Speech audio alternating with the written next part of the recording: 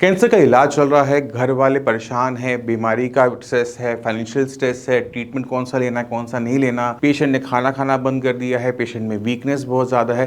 ये तमाम समस्याएं एक कैंसर की फैमिली ज़रूर फेस करती है, मगर इसको हैंडल कैसे करना है ये बहुत कम लोग जानते हैं। कैंसर को बहुत डेलिकेटली हैंडल करना पड़ता है, पेशेंट को बहुत ज़्यादा मोटिवेट करके चलना पड़ता है, क्योंकि अगर पेशेंट में स्ट्रेस है, जो स्ट्रेस हार्मोन है वो कैंसर की कंडीशन को और तेजी से बढ़ाने में हेल्प करता है। तो हमें वो एनवायरनमेंट तैयार करना पड़ता है कैंसर पेशेंट के आसपास, जहां पर पेशेंट को पॉजिटिव वाइब मिले, एनर्जी मिले, उसे उठने का, खाने का, पीने का, बोलने का इच्छा करे। क्योंकि अगर वो इच्छाएं खत्म हो जाती हैं तो पेशेंट पे आप जितना मर्जी ट्रीटमेंट कर लीजिए, जितनी मर्जी मेहनत कर लीजिए, वो सारी की सारी एंड फेल हो जाती है।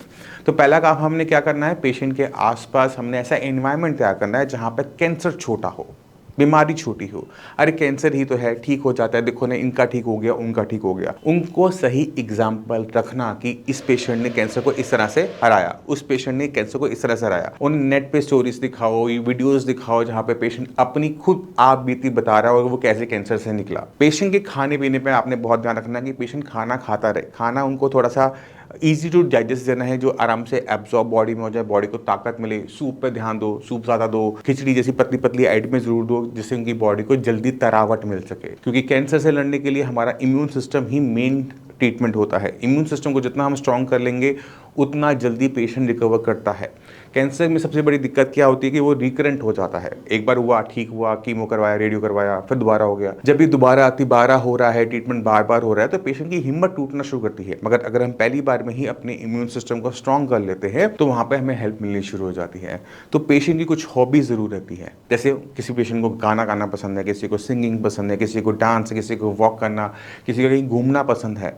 आप उनको कमरे में बंद मत करो, उनको एक अच्छे वेंटिलेट कमरे में हवा हो, उनका जो हॉबीज़ हैं वो उस कमरे में हो, उस घर में हो, उस जगह में हो, उस मोहल्ले में हो।